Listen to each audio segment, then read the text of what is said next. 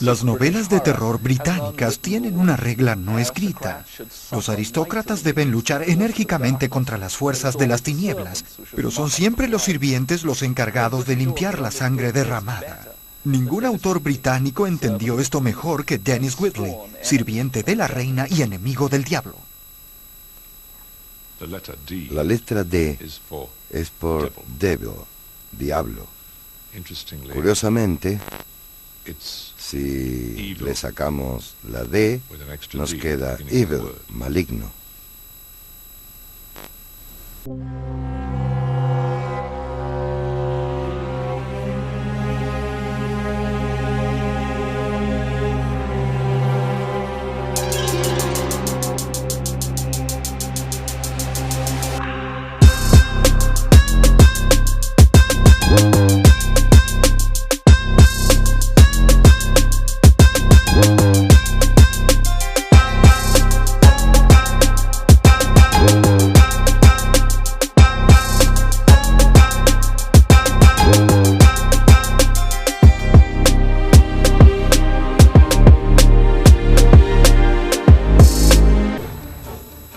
Eso sí, nunca concurrí a una ceremonia de magia negra en mi vida porque este tipo de cosas me parecen muy peligrosas.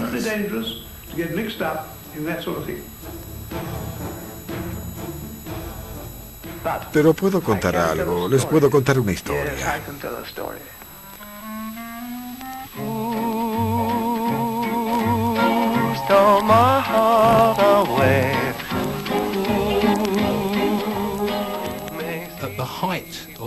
En el momento de mayor popularidad, aproximadamente en los años 60, se dice que ya tenía impresos entre 40 y 50 millones de ejemplares, traducidos a 27 lenguas. Algunos de sus libros tuvieron varias ediciones en un mismo año. El Dennis Wheatley moderno es conocido como Stephen King. Probablemente tendría que vivir otros 15 años para alcanzar este nivel.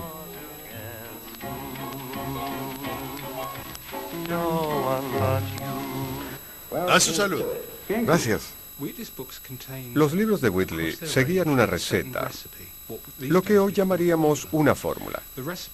La receta contenía platos voladores, satanistas, nazis, comunistas, persecuciones automovilísticas, peleas, héroes vistosos.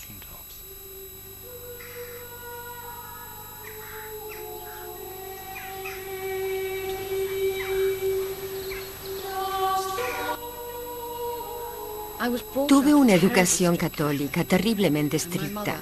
Mi madre y las monjas del colegio me hubieran matado si se hubieran enterado que le estaba dando la mano al diablo. Porque para ellas leer a Wheatley era prácticamente pecado mortal. Gran parte de la atracción era el sexo. Nunca me habían hablado de sexo. Y ahí estaba ese hombre, golpeando a mujeres, metiéndose en sus camas y haciéndoles el amor. Era algo tremendo.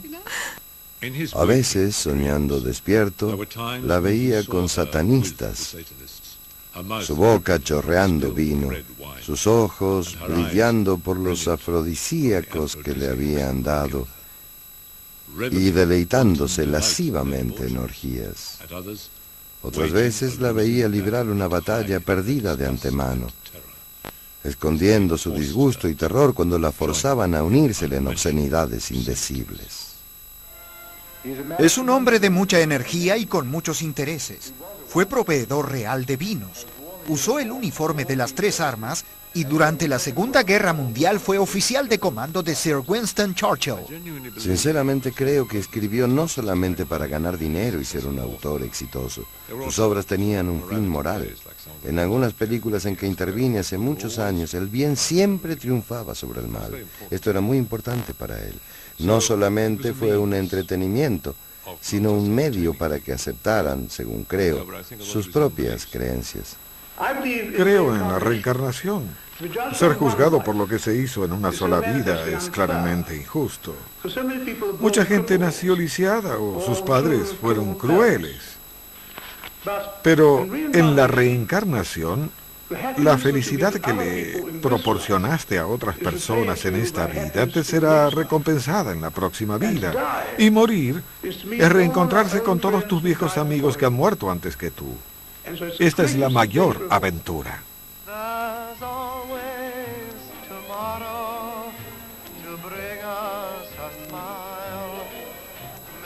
Whitley retrató la vida muy en blanco y negro. Pienso que de alguna manera esto encaja con mi propio estilo de vida. Una versión muy en blanco y negro. Creo que por mi manera de ser disfruté mucho de la excitación y la libertad de los años 60. Ya lo creo que los disfruté. Pero también esto le quitó mucha seguridad a la gente y nos dejó, yo me incluyo, sin saber muy bien cuál era nuestro lugar en el mundo. Para mí, Whitley nos reconforta y restablece los límites. Habla de una época en que la gente sabía qué estaba haciendo y a dónde iba.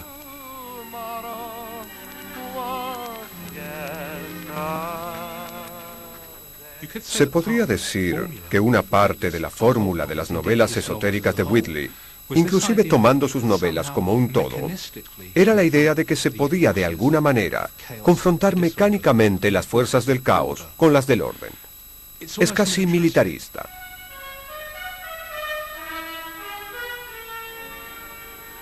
En septiembre del 14 yo realizaba mi primera comisión en el Regimiento de Artillería de Campaña 71 de Londres. Recuerdo que el día de Marlborough un hombre describía la guerra como una sucesión de largos periodos de intenso aburrimiento, interrumpidos por cortos intervalos de miedo intenso. Puede aplicarse en todas las épocas. Se comenta que tenía un núcleo muy importante de seguidores entre la gente que estaba o había estado en las Fuerzas Armadas. De hecho, es posible leer sus textos en ese sentido. Uno organiza su vida para hacer retroceder los límites de la oscuridad.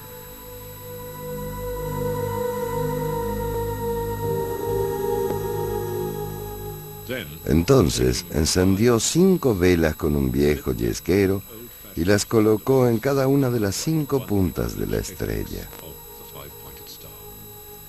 Se distribuyeron rosarios que tenían atados pequeños crucifijos dorados. En el ángulo interior colocó las 5 herraduras flamantes que Richard había conseguido en el pueblo con sus puntas apuntando hacia afuera. Luego presentó 5 pequeñas tazas de plata y las llenó con agua bendita. Finalmente las colocó dentro de cada una de las herraduras.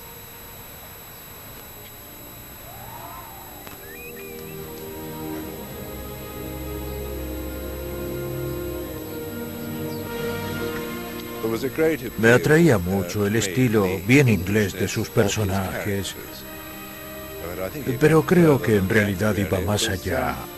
Había un toque de Gran Bretaña y del Imperio.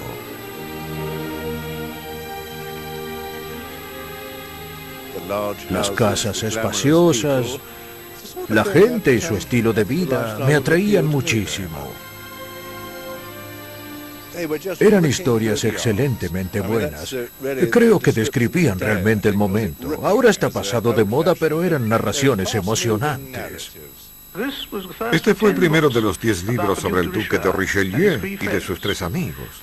Llegaron a conocerse como los mosqueteros modernos y, por supuesto, sus personajes se inspiraron en los de Alejandro Dumas. A partir de ese momento no volví a mirar hacia atrás. Cambié mi colección de vinos por la lectura, pero nunca perdí interés por los vinos buenos. Y esta es mi bodega, ¿eh? 3.000 botellas. Nunca hubo dinero mejor gastado. Sus personajes tuvieron un buen comienzo. Me formé una imagen muy clara de todos ellos y todavía conservo la misma imagen. Me gustaban muchísimo. Gente muy atractiva, fabulosamente rica. Eso me gustó. Creo que es más agradable eso que esas historias sobre hombres grises, acosados por sus préstamos hipotecarios y el pago de sus primas de seguro.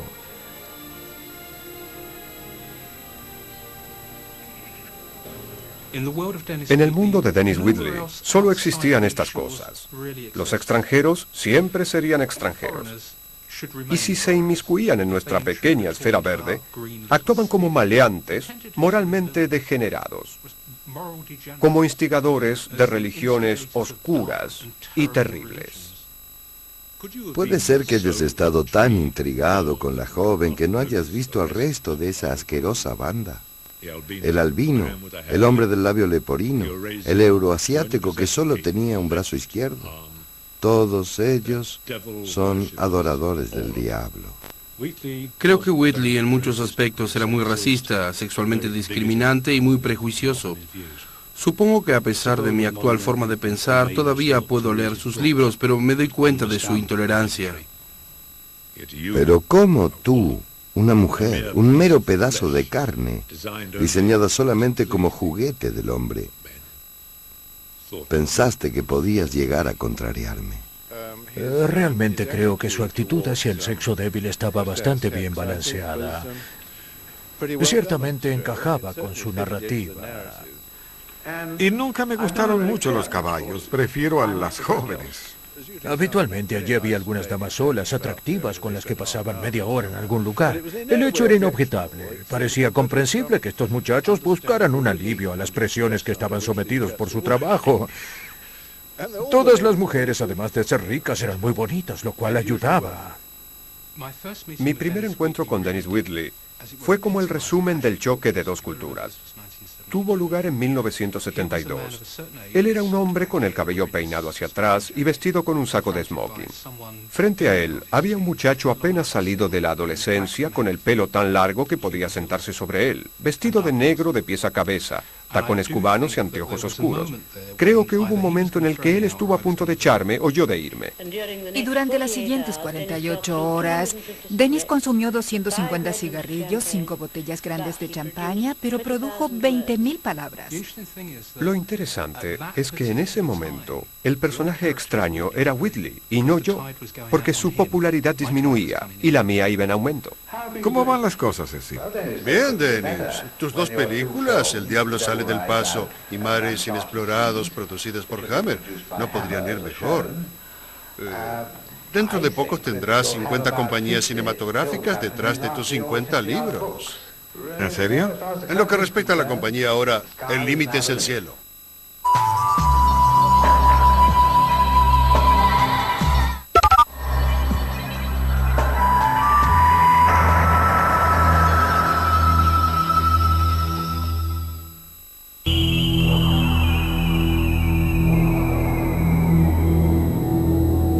Vivencias infinitas.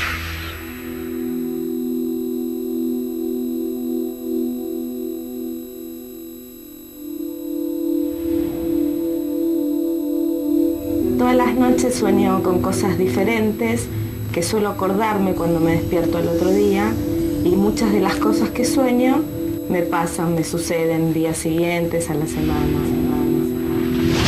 Y bueno, esto no lo charlo con nadie, solo con mi terapeuta, porque no quiero que crean que es mentira o que me juzguen o ser un tema de conversación o que se rían de mí. Una vez soñé con una prima que estaba casada hace muchos años y no tenía familia.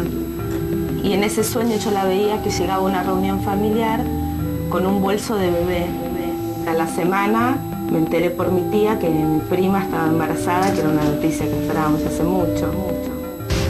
Y lo último que soñé fue que viajaba en un colectivo con un primo que no veía hace un tiempo, y en el asiento de atrás estaba él con las manos con sangre, lastimadas. Y a los 2-3 días hablo con mi abuela, le pregunto por mi primo y me cuenta que estaba mal, que estaba en cama porque había tenido una pelea con unos chicos y le habían quedado las manos lastimadas. Bueno, esto que me pasa no me asusta, al contrario, lo vivo bien porque lo tomo como algo mío, algo interno, es un don, algo infinito. Si usted también tiene una experiencia para contarnos, ingrese a www.infinito.com.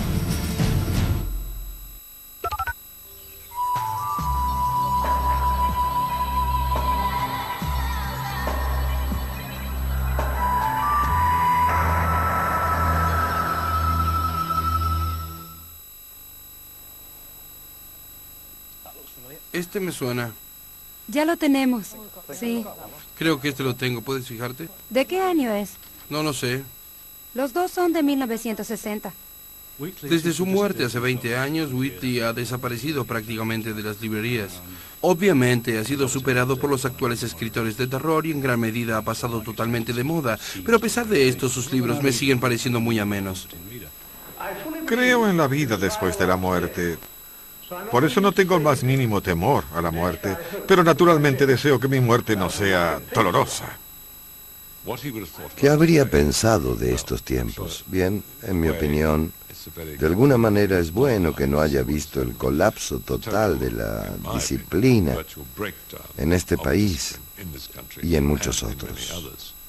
Actualmente los escritores de horror escriben para invadir al lector. Lo envuelven en el horror.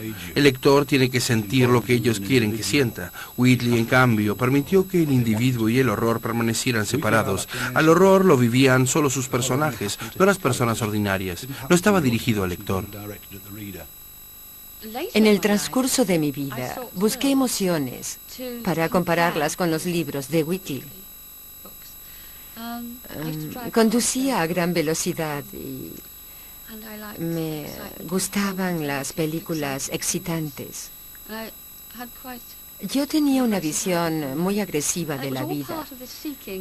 Y todo esto era para recuperar la emoción que había sentido con sus libros.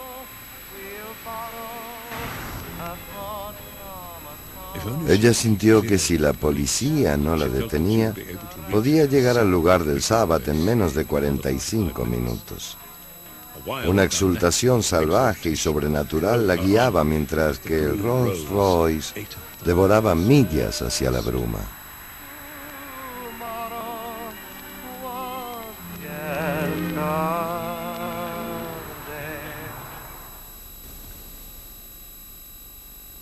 Ahora tome un libro de cuentos de hadas clásico y quizás se sorprenda. ¿Realmente crecimos con una dieta tan regular de infanticidio, canibalismo y bestialidad? Desde pequeños desarrollamos nuestro gusto por el lado oscuro de la vida y algunos de nosotros, si tenemos suerte, nunca lo perdemos. Lo que quiero decir es que si usted va a un centro comercial y pregunta a 100 personas cuál es la percepción que tiene de un cuento de hadas, la respuesta será que es un cuento como para niños. Pero si les mostrara algunos de los cuentos de hadas de Grimm, se horrorizarían al ver que la mayoría son más terribles que las películas de los Viernes 13. De modo que las cosas no son siempre tan simples como lo que parecen. Y creo que lo que me gusta de los cuentos de hadas es que no son rutinarios y están abiertos a la interpretación.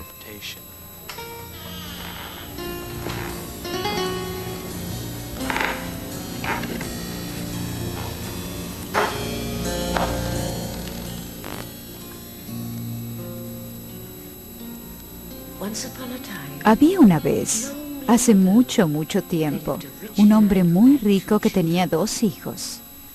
Al pequeño lo había tenido con su primera esposa que murió durante el parto. Entonces el hombre se casó de nuevo y con su segunda esposa tuvo una niña. Cuando ella miraba a su hija y luego al pequeño, se le rompía el corazón al pensar que el niño siempre sería un obstáculo para su hija. Este pensamiento perverso se adueñó de ella e hizo que se comportara cada vez más cruelmente con él. Lo insultaba y le pegaba de tal modo que el niño empezó a sentir miedo, mucho miedo.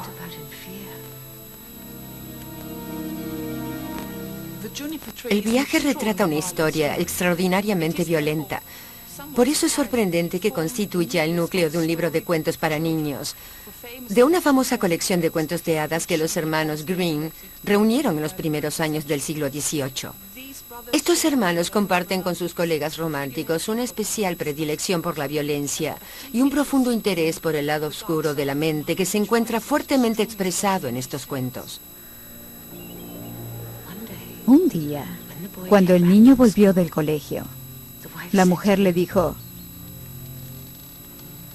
«Mi pequeño, ¿quieres una manzana?». clavándole una mirada perversa. En su mente ya tenía la malvada intención de matarlo. «Ven conmigo», le dijo. Y sostuvo la tapa del enorme baúl donde guardaba las manzanas.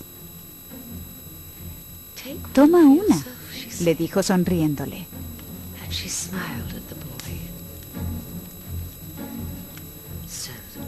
Una vez que el niño se inclinó sobre el baúl, dejó caer estrepitosamente la tapa. Su cabeza cayó entonces.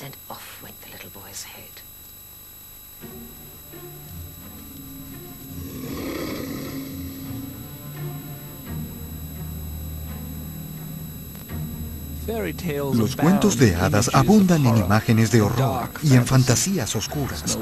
Blancanieves atragantándose con una manzana. Hansel y Gretel encerrados en una jaula como animales. Pulgarcito devorado vivo.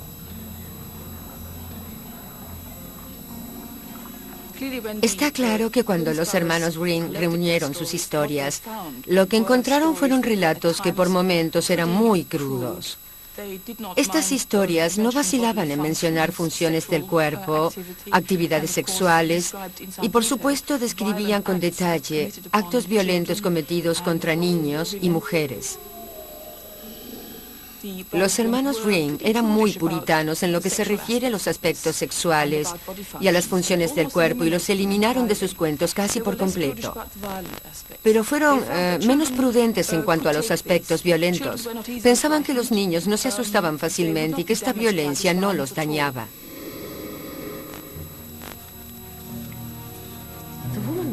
La mujer estaba amedrentada por lo que había hecho y pensó: nadie debe saber que lo he matado. Lo transformaré en morcillas. Tomó el cadáver del pequeño y lo cortó en pedacitos.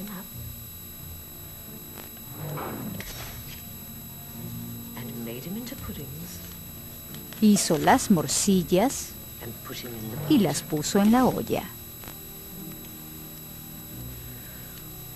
Cuando el marido volvió, su mujer le sirvió un gran plato de morcillas negras y le contó que su hijo se había ido al campo.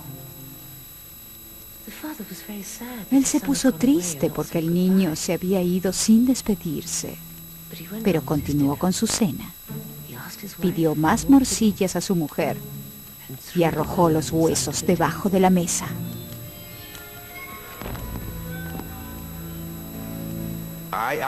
Si ahora leo un cuento de hadas, no lo entiendo, pero capto su contenido a nivel de emociones viscerales. Creo que ese era el objetivo de esos cuentos: ayudar a los niños a comprender los horrores y complejidades de la vida sin entender exactamente todo.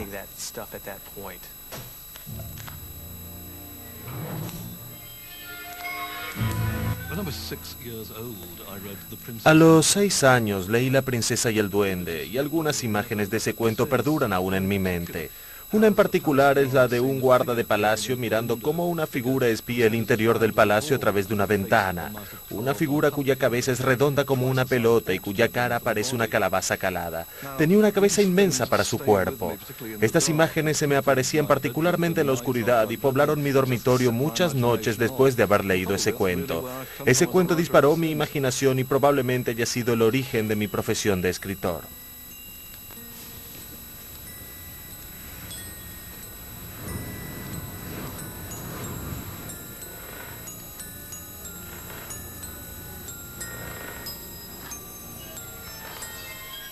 Cuando solo tenía 1 año, mis padres se pelearon, probablemente muy poco tiempo después de mi nacimiento.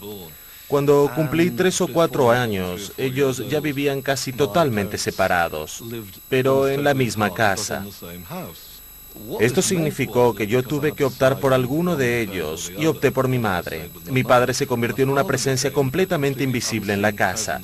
Tengo la sensación de que todo lo que allí pasaba se me presentaba magnificado. No solamente las pisadas subiendo las escaleras en la oscuridad, sino también mi dormitorio, que si no llegó a ser un lugar de terror, por lo menos fue un lugar donde acechaba el peligro en cada rincón.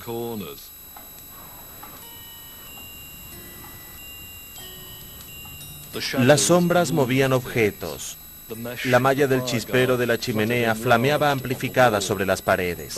A veces, cuando estaba al borde del sueño, se transformaba en una telaraña oscilante y su hiladora se deslizaba furtivamente en una esquina del techo. Todo era fluctuante. Las paredes se desplazaban y mi ropa se deslizaba por el respaldo de la silla.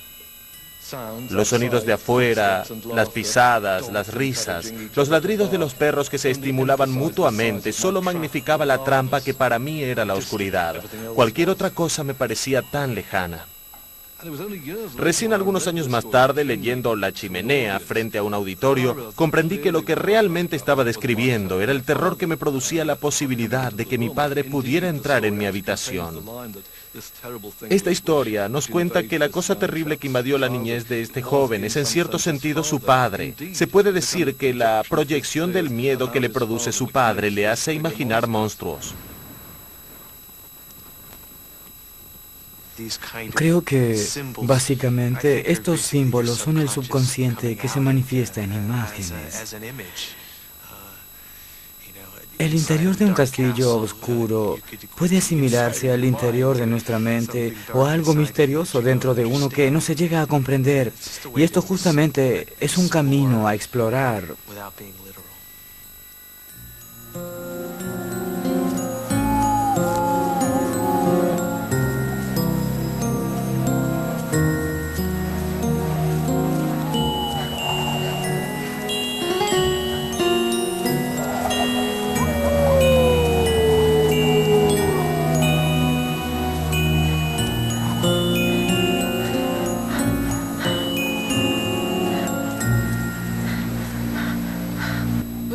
Cuando leemos cuentos de hadas, observamos ciertas pautas comunes en sus argumentos.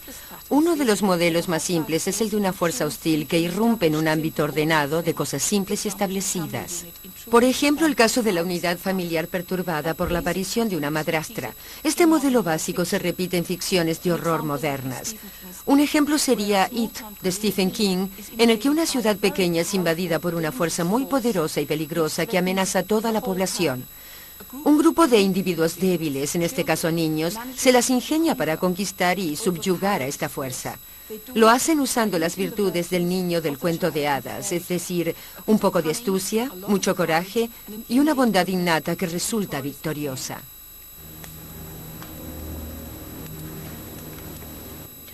No te preocupes, pequeño.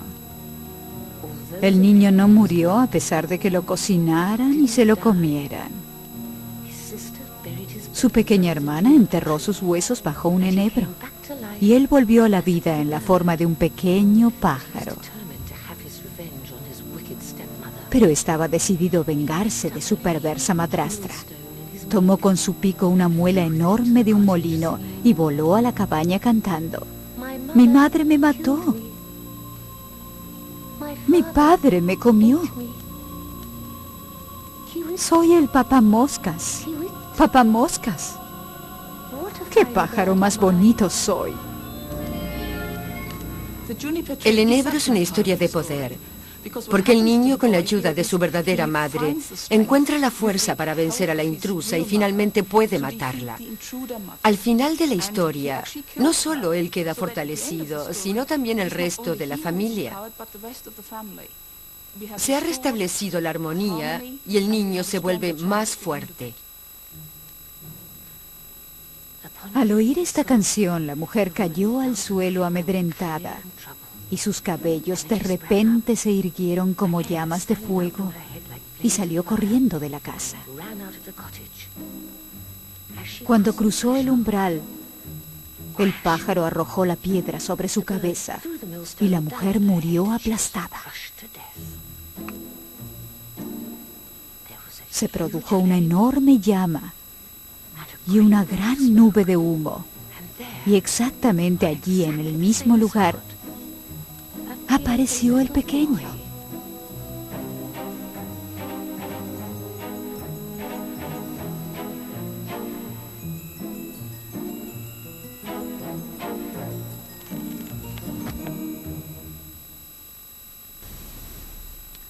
En los Estados Unidos hay un ritmo musical muy popular llamado horrorcore.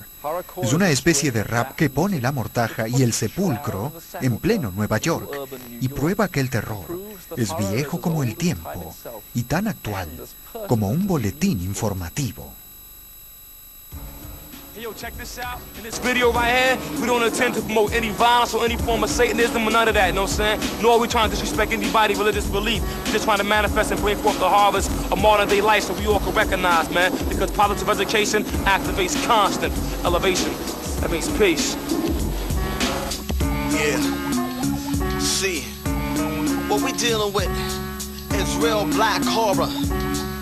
Not the Freddy Krueger horror. Not the Friday the 13th horror, the real horror. Yo. Las imágenes de las películas de terror han funcionado bien en las actuaciones de Ozzy Osbourne y Alice Cooper, y ahora una nueva ola de grupos de rap las están usando también. Se autotitulan horrorcore e incluyen a grupos con nombres como Los Excavadores de Tumbas, Los Muertos. El horror que me interesa no es el que trata de atemorizar a la gente. Para mí el mejor horror siempre ha sido una metáfora de la condición humana. La vida que vivimos es como una película de terror y la pasamos como tal. Encontramos inspiración en las situaciones de todos los días y mostramos los horrores de la vida cotidiana.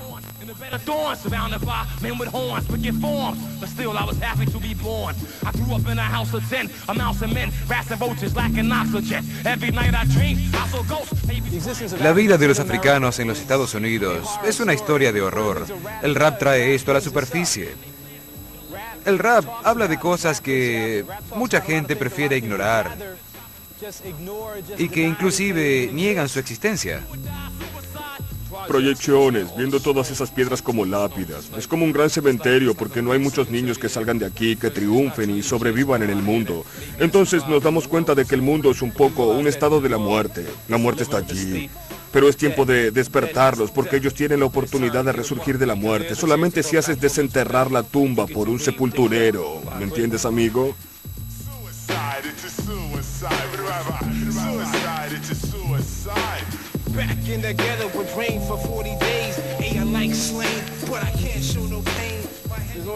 Existe este sentimiento porque en nuestra historia la experiencia afroamericana es una constante. El sentimiento de que en América hay discriminación y racismo, de que existen barreras físicas y espirituales. Esta realidad aparece en el trabajo del artista. Nosotros reflejamos lo que sucede cada día, las cosas que vemos o que usted alguna vez ha visto.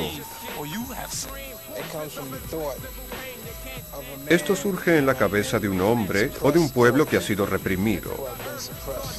Te doy canciones como Trampa Mortal. Cuando caes en la trampa mortal no puedes volver, no importa lo que hagas. La trampa mortal es la trampa mental de ser consumido por la calle y por tus mínimos deseos. ¿Me entiendes, amigo? Cuando me siento aquí afuera y miro a toda esta gente en el gueto, pues bien, no me hace feliz. ¿Entiende lo que digo? El tema es el lado oscuro y desagradable de la vida real. Yo creo que la sociedad occidental tiene un problema. Cree que el mundo está constituido por lo que se ve y que solo se debe creer en lo que se ve. Yo no pienso así. Creo que nuestra cultura africana se ha manifestado espontáneamente. Y si bien existen diferencias con nuestra madre patria, África, lo sobrenatural está siempre presente en nuestra vida diaria.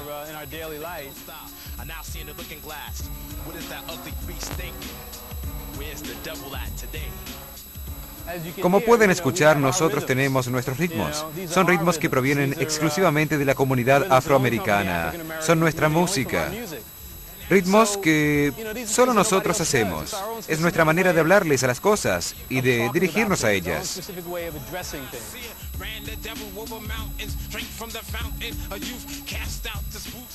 Creo que los músicos de música negra han abordado lo sobrenatural o ciertos aspectos del horror. Buena parte de esta música está llena de imágenes de posesiones y de demonología.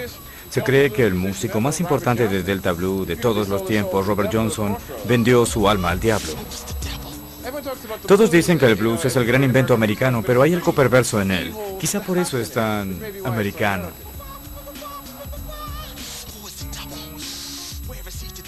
La proyección de la fantasía es una parte importante de él porque si puedes establecer un vínculo entre el hip hop y el horror y todo este tipo de cosas, es por su elemento imaginativo.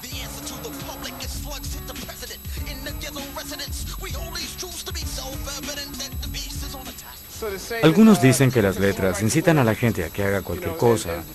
Es una locura. Esto lo dijeron algunos republicanos aquí en los Estados Unidos.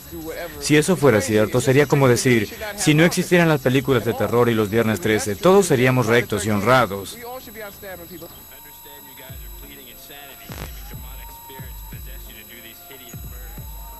Si hubieran hecho tantas cosas como dicen los registros, no habrían tenido tiempo de hacer los registros. En realidad, aún estarían en la cárcel, igual que los grandes del horror, Brian De Palma, Hitchcock o John Carpenter. Los excavadores de tumbas usan imágenes de violencia para entretener. Y una de las cosas que tenemos que reconocerle a este país, si no queremos reconocerle la violencia, es el entretenimiento. La gente se entretiene con acción, excitación, peligro y riesgo. Y estas cosas las provee tanto la buena música de rap como el horror bien hecho. Desde la elevación constante, dice estar loco, prepara mi camino para hoy. Algunos odian la imagen que debo retratar. Los críticos dicen, vete al infierno y allí voy. Sí, madres estúpidas, todavía estoy aquí.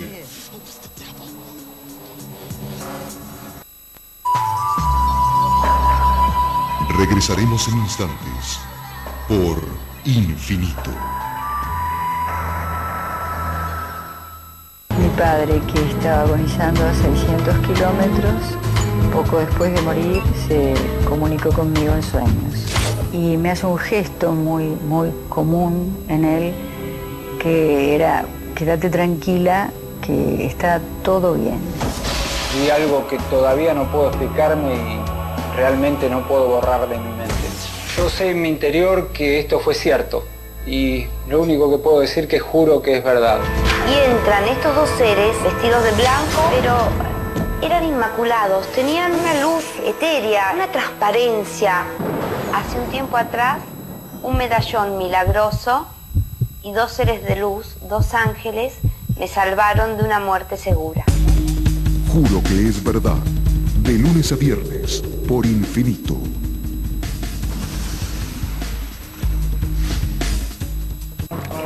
La señora González no lo sabe todavía, pero mientras ella estuvo afuera el fin de semana, su familia le renovó la cocina. Abu, llegó mamá. Esperemos que le gusten los cambios. Hola. ¿Y esto? Esto es increíble.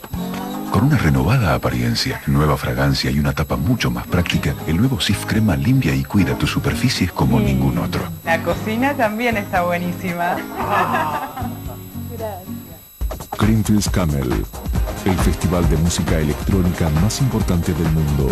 Carpas gigantes, escenario outdoor, bandas en vivo, área chill out, arte y tecnología digital, deportes extremos, espacios para bares y comidas.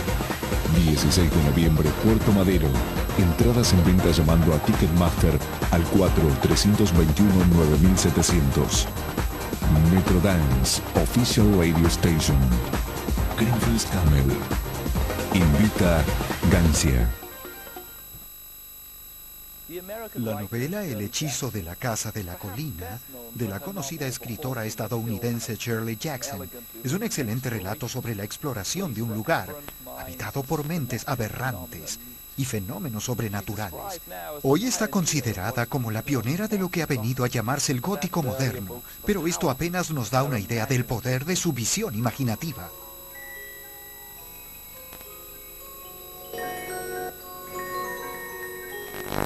Mi madre era una gran estudiosa de lo sobrenatural. La contratapa del libro dice que ella pareciera que escribe con un palo de escoba y no con una lapicera. De hecho, mi madre decía que ella era una bruja y que usaba sus poderes, y esto se ve en el papel.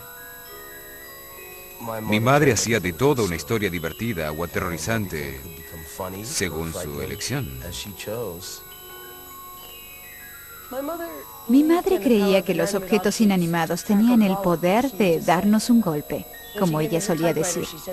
Cuando me regaló su máquina de escribir, me dijo que quedaban muchas historias en ella.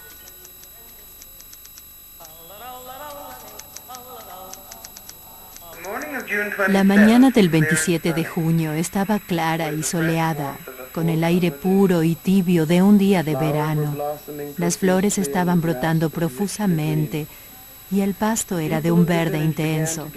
A eso de las 10, la gente del pueblo comenzó a reunirse en la plaza, entre el correo y el banco. En algunas ciudades había tanta gente que la lotería duraba 2 días y por eso empezaba el 26 de junio. Pero en este pueblo de 300 personas, la lotería duraba menos de 2 horas.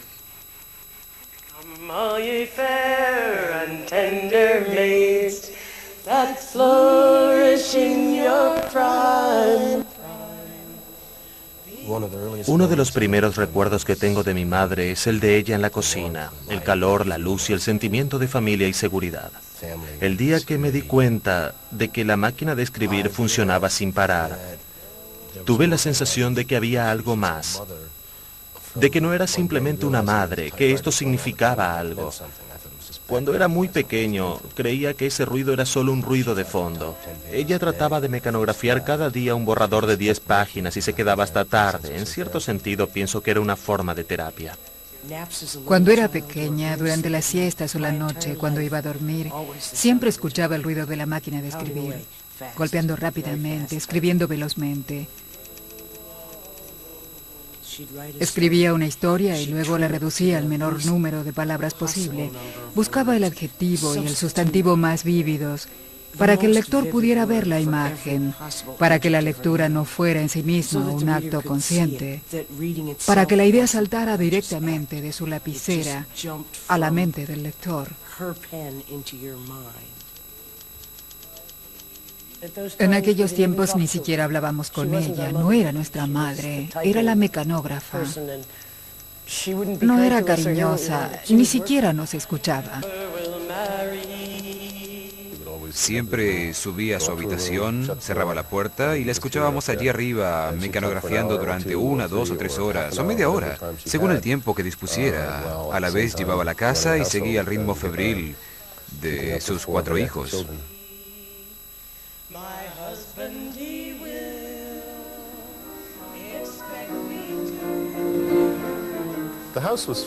La casa estaba todo el tiempo llena de música. Mi madre tocaba el piano y ella y mi hermana cantaban. Mis padres tenían una caja de música que en realidad había pertenecido a mi tatarabuela. Era una de las posesiones más preciadas de mi madre. Algo fantasmal había alrededor de esa caja ya que funcionaba sola. Empezaba a sonar en medio de la noche una y otra vez sin que nadie le hubiera dado cuerda. Creo que mi madre creía definitivamente en cosas sobrenaturales. Si algo pasaba, ella pensaba que era porque había algo mágico detrás.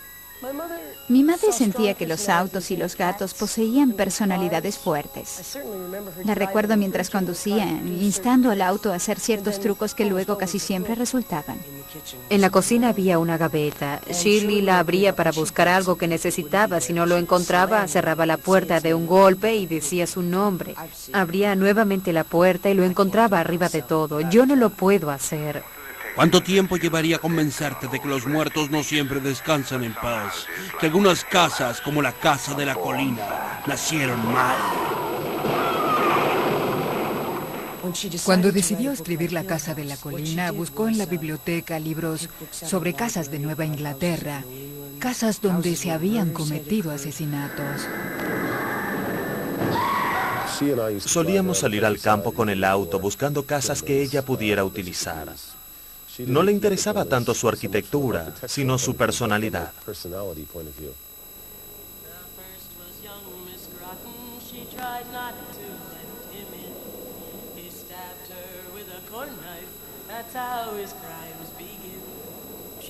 Creía también que las casas tenían personalidad.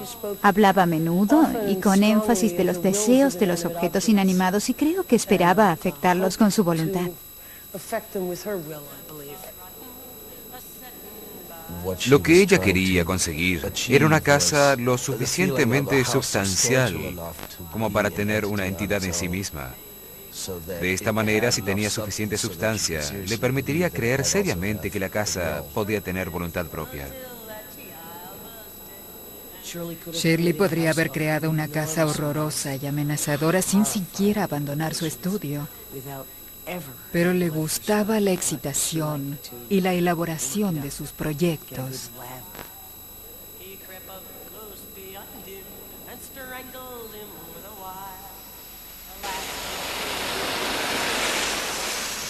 Bienvenidos a los estudios de CAT-TV en Bennington. Hoy estamos rindiendo homenaje a la gran escritora Shirley Jackson.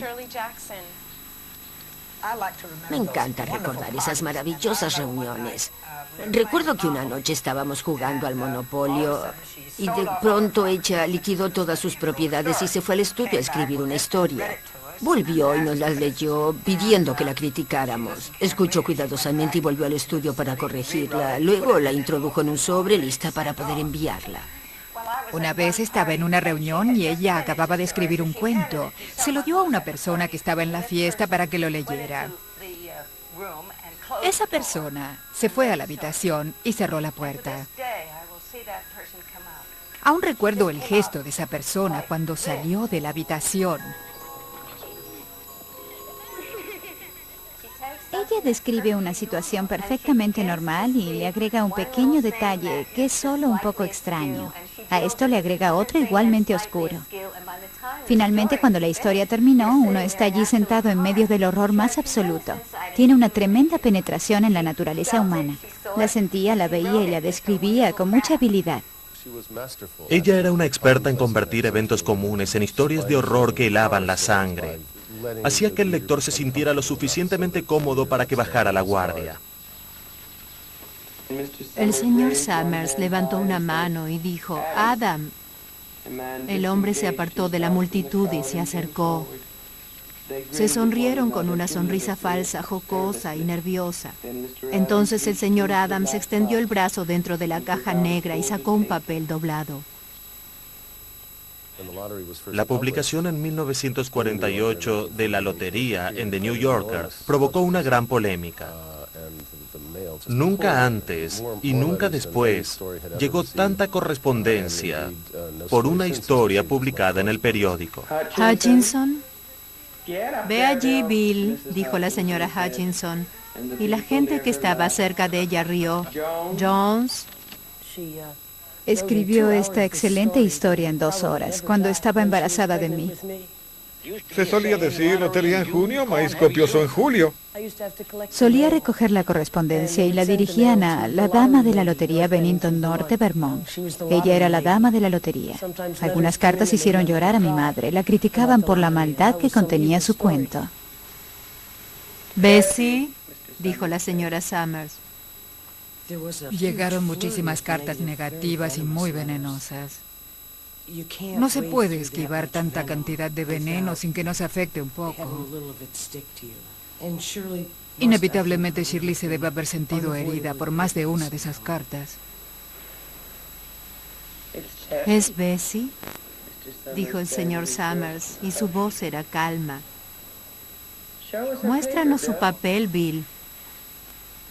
Bill Hutchinson se dirigió a su mujer y le arrancó el papel de la mano.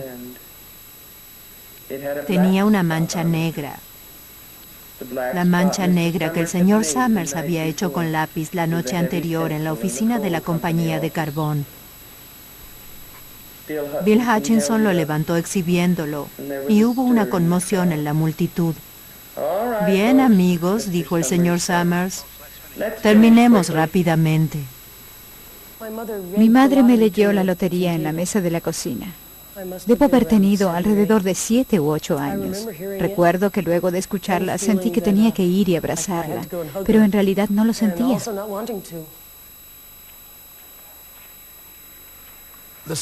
La historia fue escrita 2 o 3 años después del final de la Segunda Guerra Mundial, con el Holocausto y la bomba atómica.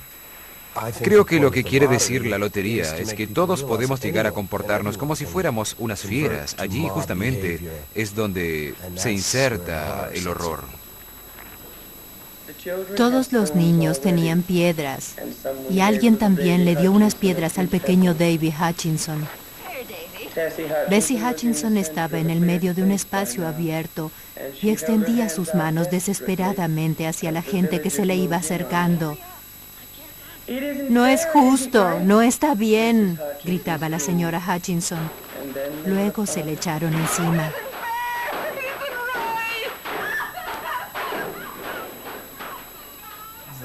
En cierto sentido, la lotería es una aseveración sobre lo lejos que puede llegar la gente normal, la gente común. Solo si se entiende con qué rapidez los seres humanos pueden cruzar la línea del comportamiento inaceptable, se podrá frenar y retroceder para no unirse a la masa y abstenerse de arrojar la piedra.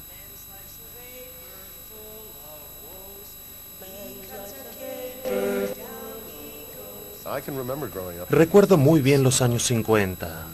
Sentía la hostilidad de la gente de la ciudad porque éramos diferentes. Es muy difícil ser aceptado en una ciudad de Nueva Inglaterra si tu familia no pertenece a ella durante generaciones. Y nosotros no fuimos la excepción. Toda esta gente era descendiente de aquellos ciudadanos de Salem que habían quemado brujas. Shirley tenía un sentido muy sutil y afinado de la maldad en el mundo y un ojo muy agudo para observar la naturaleza humana. No se puede leer el tarot sin saber leer la naturaleza humana. Por lo tanto, yo diría que ella debe haber sentido que la maldad del mundo surge de la gente. Ahora te toca, Sarah. Creo que el arte de Shirley Jackson fue mantenernos alerta, recordarnos que en cualquier momento lo incontrolable puede desatarse. No importa si surge de nuestro interior o si nos cae del cielo.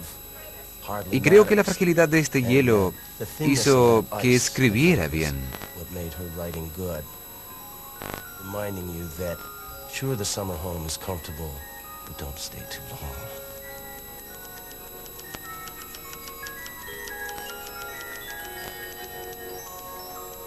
Después de su muerte, su agente nos envió una carta que había recibido de Shirley unos días antes de morir. En ella decía, pronto voy a estar haciendo algo muy diferente y seguiré en contacto.